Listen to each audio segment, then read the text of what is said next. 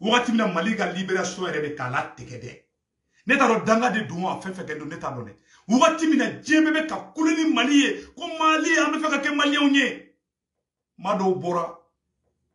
non ne jigilatigɛra koyi dɔw bɔra dɔrɔn ka mɔgɔ kɛlɛ daminɛ ka na ni sujet fu y'an senkɔrɔ nafa tɛ sujet minnu na ka taga ɲɔgɔn na gosiw daminɛ panafricain bɛɛ bɛ ka Assimi Goïta ni Choguel de photo ta ka bila u ka profil kan n'i taara panafricainw Camerounais Ivoiriens Sénégalais n'u tɛ ka kuma Assimi kan u bɛ ka kuma Choguel kan n'u tɛ ka kuma Assimi kan u bɛ ka kuma Choguel kan Choguel ni Assimi an bɛɛ ka fierté di mais i b'a dɔn maliyɛn ɲango ka ca dɛ dɔw bɛ fɛ de k'o yɛlɛma sisan nɔ ko Mali bɛna libérer ni Mali libération bɛ kɛ Choguel tɔgɔ yɛrɛ de kana ye a la dans l'histoire a ka fɔ dɔrɔn ko Choguel kun man ɲi ko Assimi d'a kɛ i m'a sisan u bɛ ka Assimi de kunkolo bila sa non Assimi ye nin daminɛ Assimi ye enquête daminɛ Assimi bɛna nin kɛ n'a y'a sen a bɛ ka ko kura min daminɛ n'a y'a sen a bɛ sɔrɔsiw bɛɛ lase problème ma o ye kuma kodelen de k'a fɔ aw ɲɛna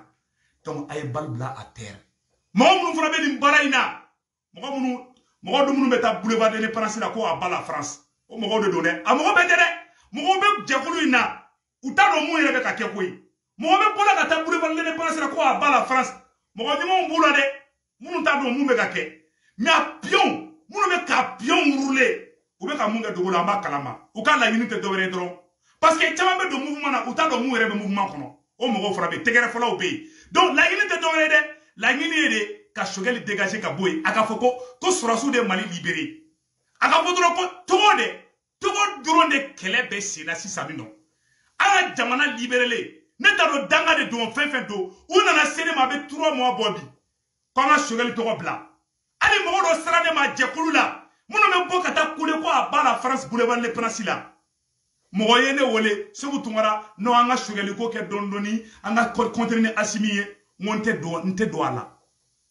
cɛ u ɲangoya tɛ ne la koyi NJK de tɛ ne faamuya minnu bɛ kule ka taa boulevard de l'Indépendance la ne yɛrɛ somɔgɔw b'u la ne yɛrɛ kanubaga caman b'u la awa ne t'a bɛɛ fana contre la jahili dɔw de bɛ jɛkulu in na minnu kɛlen bɛ ka ta otage la c'est la pure et simple vérité il faut que i ka kɛ hɔrɔn ye pour que i ka Segu Tunkara i ka se k'u faamuya de ne tɛ ɲango ye dɛ awa ne tɛ ɲango ye awa ne tɛ leader ya nɔfɛ ne tɛ leader ye ne ye ne de ye ne tɔgɔ Segu n jamu Tunkara a banna mɔgɔ ɲangoya tɛ ne kɔnɔ ala tɛ ɲango fɛ mais kalabanciya ni nkalontigɛ ni ɲangoya ni hasiriya o ma deli ka jamana si jɔ c'est à dire Mali libérelen an tilalen baara yɛrɛ la an tilalen baara la wagati min na an ka baara ɲɛkuma sera wagati min na u bɛna kɛlɛ fu ta k'o bila mɔgɔw senkɔrɔ sisan Macron sigilen b'a ka salon kɔnɔ a bɛ yɛlɛ la président Macron a b'a ka salon kɔnɔ a bɛ yɛlɛ la awa Faransi bɛ to nin na Faransi b'a fɔ k'u tɛ taga ko maliyɛnw yɛrɛ dama bɛ kɛlɛ la jɔn y'a daminɛ minnu bɛ kule ko a ba la France olu de taara CNT mɔgɔw wurule u ka bɔ manamanakan fɔw la alors que le CNT est illégal awa n'a ko k'a bɛ ka ko kura min daminɛ n'a y'a sen a bɛ sɔrɔsiw malo dɛ o ye kuma kodelen de ka fɔ an ɲɛna an ka ɲɔgɔn to sutara la n'a y'a sen n'aw m'a da dama yɔrɔ la bilahi ala aw bɛ sɔrɔsiw yɛrɛ malo o ye kuma kodelen de ka fɔ aw ɲɛna cɛ mɔgɔ bɛ gabakurun fili n'o ye la k'i jɔ vitiri sanfɛ o tɔn ni dugu o man jan ɲɔgɔn na dɛ donc ala ka hɛrɛ k'an bɛɛ lajɛlen ye a ye kɛlɛ fu dabila l'armée malienne est en train de monter en puissance les Camerounais sont fiers des Maliens les Ivoiriens sont fiers des Maliens grâce au travail de la transition mɔgɔ n'i bɛ Assimi tɔgɔ fɔ i kan ka Choguel tɔgɔ fɔ Choguel ni Assimi olu de équipe ye awa o cɛ tɛ Mali kɔnɔ dans l'histoire mɔgɔ min y'i jɔ Nations Unies na ka kuma ta ni Choguel tɛ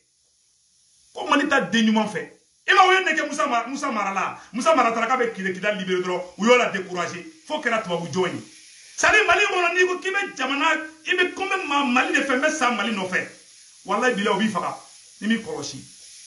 ou bɛ Mali yɛrɛ kasa mɔgɔ dɔw kɛra élevé ka marifa ta Mali contre la bilahi ala a dɔw bɛ yen nɔ n'u y'u ka histoire f'i ɲɛna i tɛ hali y'u sɔsɔ c'est à dire faso in de kɔnɔ u bɛ fasodenya yɛrɛ nege bɔ i la c'est ça qui est en train c'est ce plan qui est en train d'être mis sur place c'est la pure et simple vérité an bɛɛ maliyɛn de cɛ ɲangoya bɛ nafa jumɛn ɲ'an ye ne ko Assimi ne ko Choguel Mais pourquoi la coin Yagami Moblo, en a choqué le deck, mais moi, à quel est damné, moi, il y a des coins qu'on fait, au thème, moi, on met à boulevard de Neprasila. C'est un moussoté au dedo, alors on va choquer les belles avec 3 mois. On n'a pas bien la dernière qu'on a quel mais un giga chamanto famille. Ou Nyango a télé là, nous, comme Marsou Bekene, me voir Chuma, ou comme Marsi Maké, qu'on va voir Bonga Douma, ou à demi-sept, tu m'as venu, qu'on est assis sur mon témoin, me voir Chuma. Et ne me plaît contre la Pomungera, on va Nyango dea. Nous avons un mouvement créé domina, car il y a un fangala. N'est-ce que vous avez pas commandé nous lancer, quand on Américain, à si nous souffrons, Fatina va wangolé, en nous lancer, en nous quel est au Kenyon fait. Mais ne t'es d'enfant de là, ne mon âme mamousso ni moqué de boulot, ne moqué bonema, ce vous tournera, t'en as d'autres d'enfants là de. Ce vous tournera, ni ton a d'enfant là, il va mollo. Ne vous savez pas finir, moi aussi d'afalente,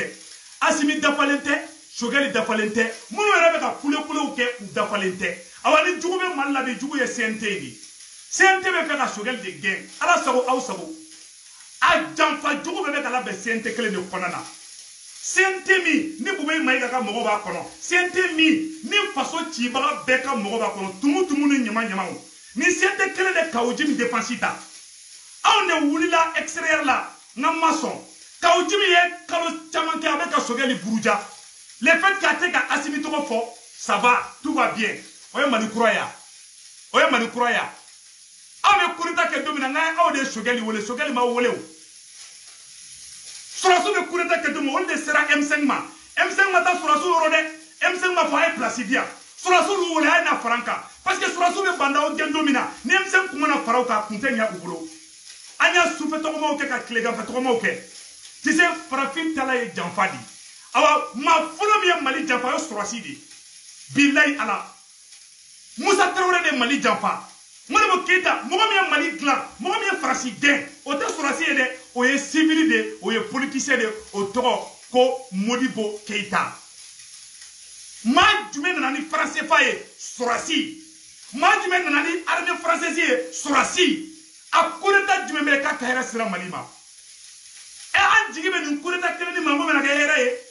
Anye be zigizagi la ola, tiens ma danga de be Mali boa. O ma danga do le donner mais ama mun famia. Danga do donner ama mun famia. Donc ame mun yafo bela jele ngena. Beka bal la terre la me Europe na ko bi. Am mo be Mali courant de la bi. Am mo te karsa e politicien nye, karsa e ni nye. Billahi ala ne se ko tugara ma nyangu atene kono. A jeter comme ma do gele la ko ne se ko tugara ma wuli ka défense ta. A gente Mali kono ka donna problème na ko ne segu tungara ma wuri kanjo ka défense ta a gente Mali kono alasba tara kasola ne anofa keleke Abdou tara kasola nya anofa keleke Bo fa tara kasola nya anofa keleke e abe fa nga mundeke ne be se ka ni mo be se ki kerbo ne segu tungara men kerbo ne segu tungara bi ni jembe bi tege di nyogo ma bi nga Mali kurajo machine nyango atene kono mais tasuma logo kutu dombala te dorede munu meta kule boulevard le dépense la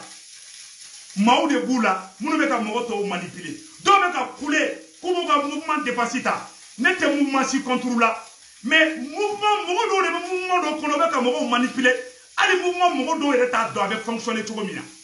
o ta don koy o ba sino wala koy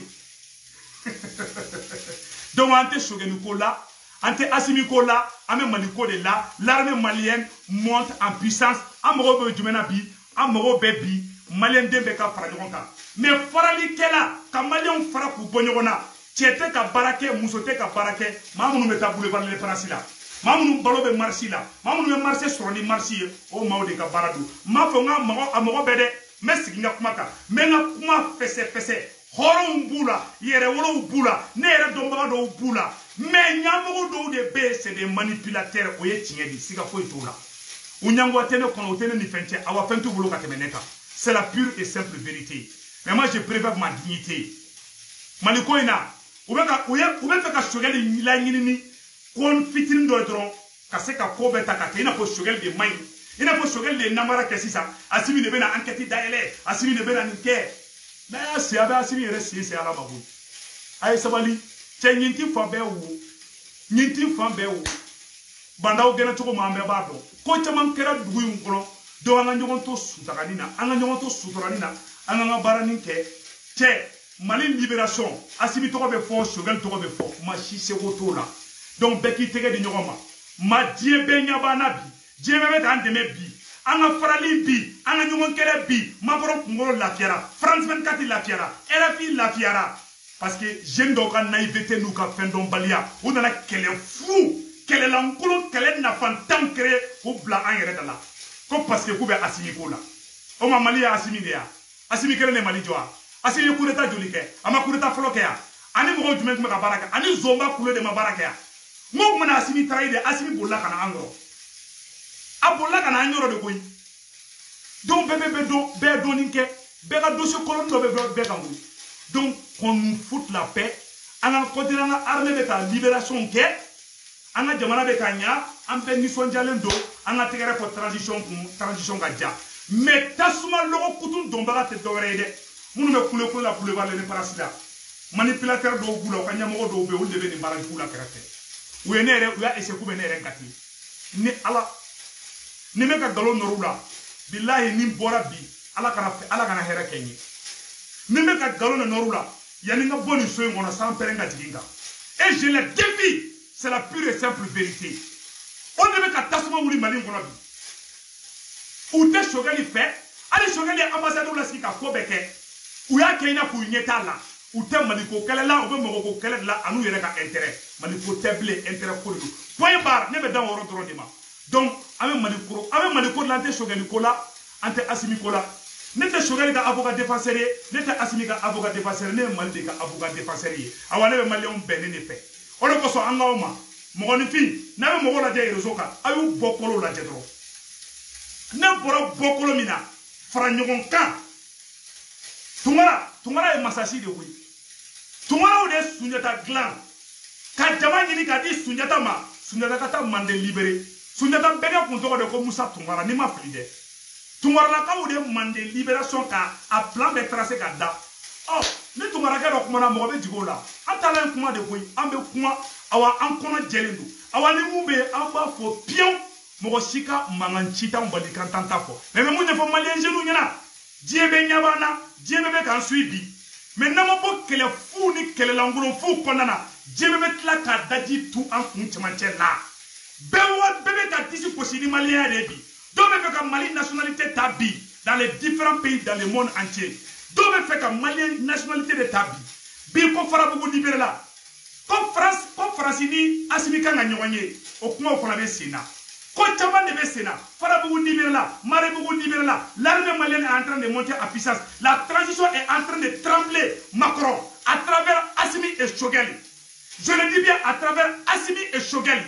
Choguel mun bɛ fɔ dɛ o de bɛ dɔw dɛsɛ ka sunɔgɔ dɔw ko non k'an ka Choguel bɔ a la k'an ka kɛ Assimi dɔrɔn ye o ye Maliko ye o ye janfa de ye ne t'o la n fa ma janfa kɛ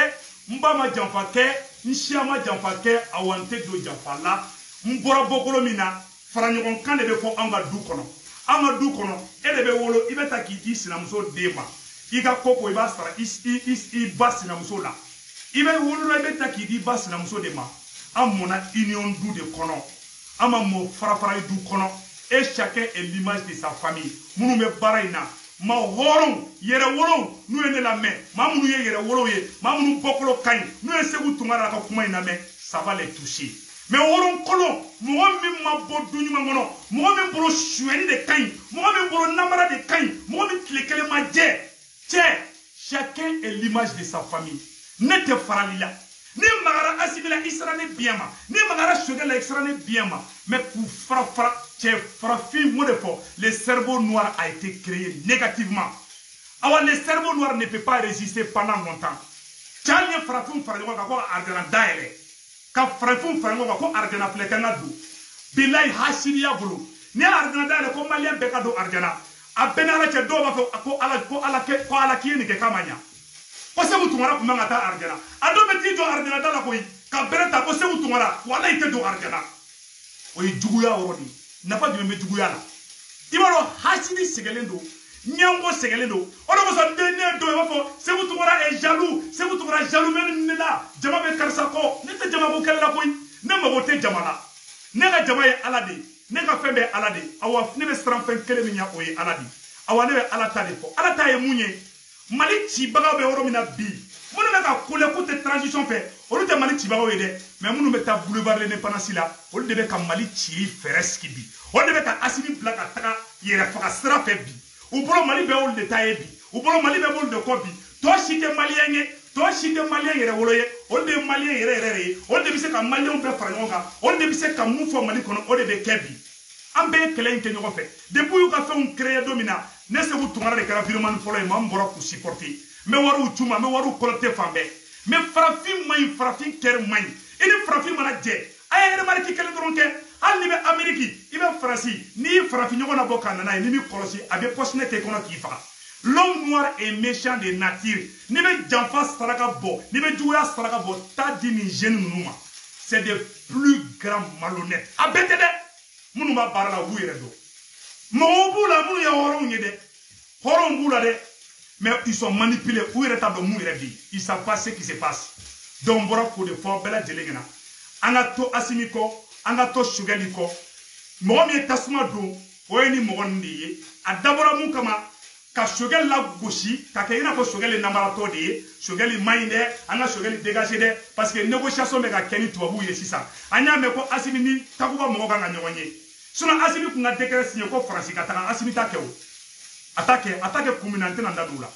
mais ne bɛ Assimi fɛ toujours n'i y'a ne bɛ Assimi pousser ne bɛ ko dɔw de ye ne bɛ alerte la a bɛ tile caman bɔ bi dɛ parce que n ye nin yɔrɔ in natɔla ye janfa de b'u bolo koyi ko fo Choguel de ka jigin mais olu bɛ bandaw gɛn don min na olu mago tun bɛ Choguel la c'est à dire farafin bɛ ɲɔgɔn kɛ yɛlɛyɛlɛnna de ka yɛlɛ quoi i m'a ye an ka ko si tɛ laban i m'a ye n ko tɔw bɛ sigi de ko k'a ye farafin yɛrɛma tɛ yan k'a y'u to yen k'u tɛ bɛn a la sa a bɛɛ ni ala cɛ ni tubabu fɛn fɛn bɛ baro kɛ o b'o de fɔ ko cɛ ninnu u tɛ bɛn a la sa Mamaro b'i sigi Mamaro b'u la retardé non force barricade bɛ bɔ Mali la u b'u sigi k'u bɛɛ fila couragé de ka télécommande ta dɔrɔn ka dɔw commandé dɔrɔn u bɛ mɔgɔw yɛrɛma bila ɲɔgɔn na ni kɛlɛ fu ye nafa jumɛn ɲa Mamaro bɛ an ka salon kɔnɔ a bɛ yɛlɛ la koyi awa Mamaro wasalenba mɔgɔ min ye Mamaro sago k'a ye bi o tɛ ko mɔgɔ minnu bɛ k'a fɔ k'u tɛ Assimi fɛ dɛ o ye mɔgɔ minnu yɛrɛ bɛ transition kɔnɔna na dɛ u ka naïveté bolo u ka fɛn dɔnbaliya bolo mais n'u ko k'u bɛ ko in sen u bɛ Assimi yɛrɛ sen ala ma n bɛ ka tiɲɛ de fɔ aw ɲɛna bi n'aw ka bɛ ko sen walayi bila a bɛ da tariku la n b'o fɔ aw ɲɛna bi bilayi ala a ye balle bila terre la bɛɛ ka balle bila terre la an ka continuer an ka Mali kura in jɔ sinon kow kɛra ka tɛmɛ k'u ni bandaw to ɲɔgɔn fɛ jɔnw kun b'u ka dossier di jɔn ma an b'a bɛɛ dɔn cɛ an ka sabali koyi waati min na sɔrɔso ni bandaw kun bɛ ɲɔgɔn bolo jɔnw kun b'u contre la jɔnw kun b'u dogo ni Assimi bɛ turunew kɛ an b'a bɛɛ kalama donc an ma limité nin yɔrɔ la an bɛɛ ka ɲɔgɔn to sutarani na an k'an ka faso jɔni tɛ bɛɛ ni yɔrɔ sara jugunin dɔ bɛ yen nɔ donc an ka tɛmɛ o bɛɛ kan an bɛɛ ka Mali kura in lajɛ ni Mali kura in bɛ jɔ hali minnu b'a la k'u tɛ Assimi fɛ ne b'u éviter u k'u dusu faga hali ka bɔ ka mɔgɔw buruja k'u tɛ Choguel fɛ u bɛ taa Assimi fɛ a man ne ye hali mɔgɔ ka kɛ bilen an ka bɛɛ nɛgɛ bɛɛ ye maliyɛn de ye an mago bɛ bɛɛ la bɛɛ ka bɛɛ to yen walayi bɛɛ sɔnnen b'an ye bi n'an kɔlɔsi bɛɛ bɛ tigɛ an na ala tɛmɛ n'an m'an kɔlɔsi bɛɛ b'i daji tu an kan mɔgɔw an yɛrɛ bolo k'a fɔ ko maliyɛnw yɛrɛ bɛ ɲɔgɔn fɛ ja maliyɛnw yɛrɛ ma tɛ ɲɔgɔn fɛ kɛlɛ fu Mamaro ye kɔlɔ fili dɔrɔn dɔw y'a ta ka ɲimi daminɛ mais c'est très grave je suis désolé ne Seku Tunkara bɛ Assimi fɛ n bɛ Choguel fɛ a bɛ ni ala cɛ mais Assimi fɛ n bɛ Choguel fɛ awa n b'u dɛmɛ o sira de kan ni Choguel ko k'a bɛ Assimi janfa n tɛ tugu Choguel kɔ ni Assimi fana k'a bɛ Choguel janfa n tɛ tugu Assimi kɔ o ye ne taabolo de est-ce que tu as vu donc an bɛɛ ka tɛgɛ di ɲɔgɔn ma juguya in nafa t'a la sa walayi ni kojugu ye Abdou Niang sɔrɔ bila a bɛ digi ne la ni kojugu ye Bouba Fane sɔrɔ Faransi bi a bɛ digi ne la bilayi ala ni kojugu y'a jeune fɛn fɛn sɔrɔ hali minnu n'u ne man di hali ni kojugu y'a fɛn fɛn sɔrɔ bi ne bɛ bɔ k'u dépense ta k'an to M5 kɛlɛ la u taara marifa ci Imam Dicko ka misiri la don min na ne ye jɔ video la ne kasira a ye taa M5 video lajɛ u taara mɔgɔ fara Imam Dicko ka misiri la don na ne kasira don di a bɛɛ n'ala cɛ ne hinɛ de bɛ ne la ne tɛ mɔgɔ jugu ye dɛ mais ne ka kuma ka farin bon un giga tɛ se ka ne ka kuma faamuya maa mun parce que bɛɛ n'i bɔkolo don dɔw bɔra famille dɔw kɔnɔ yɛrɛwoloya ye mun ye a ka da ɲɔgɔn na bila yala mɔgɔ bɛ duti créer mɔgɔw la kuma bɛɛ a bɛ mɔgɔw la gosili la kuma bɛɛ a bɛ mɔgɔ bila ɲɔgɔn na kuma bɛɛ o tɛ yɛrɛwolo baara ye yɛrɛwoloden bɛ fara ɲɔgɔn kan de kɛ mais maa min bɛ mɔgɔw fara bilayi o tɛ yɛrɛwolo baara ye ka mɔgɔw fara k'u bɔ ɲɔgɔn na ka sandoye non te faso joye o yere jodi donc an kan tege di ɲɔgɔn ma an bɛ se ka Mali kɔrɔ jɔ cogo min na o de solution fɔlen filɛ bɛɛ ya donc ala ka hɛrɛ kɛ Asimi ye ala ka hɛrɛ kɛ Sogɛli ye ala k'u bɛn yarabi ala k'u bɛn ala ka maliyɛn den bɛɛ bɛn an b'a ɲini maître Tapo fɛ an b'a ɲini Cɛbilen Darame fɛ an fadaw ye delili de don ne Segu Tumarataw si neni walayi aw bɛɛ ko ka di ne koyi ne yɛrɛ de tɛ fɛ ka maliyɛn juguya bila n kɔnɔ walahi ne tɛ fɛ maliyɛn juguya ka don n kɔnɔ juguya ye ka mɔgɔnifin juguya bila i kɔnɔ i tɛ lafiya awa hasidi tɛ lafiya hasidi ye o ye a diminenba kurulen bɛɛ ye hasidi ni hasidi lafiyalen dɔrɔn a bɛ sinɔgɔ de la ni ɲango lafiyalen dɔrɔn a bɛ sinɔgɔ de la ne tɛ ɲango ye ne fa t'a ye ne ba t'a ye ne siya si t'a ye ɲangoya tɛ ala anw siya yɛrɛ la kuma bɛɛ de fɔlen filɛ mɛ minnu siya ni ɲangoya ka ca la ni ɲɔgɔn bisigi ka ca la minnu ma bɔ du ɲumanw kɔnɔ n'u bɛ bisigiliw kɛ u b'u da kɔlɔn tɛ kow dɔn olu tɛ se ka ne faamuya fo ka diɲɛ wuli c'est la pure et simple vérité ne bɛɛ de filɛ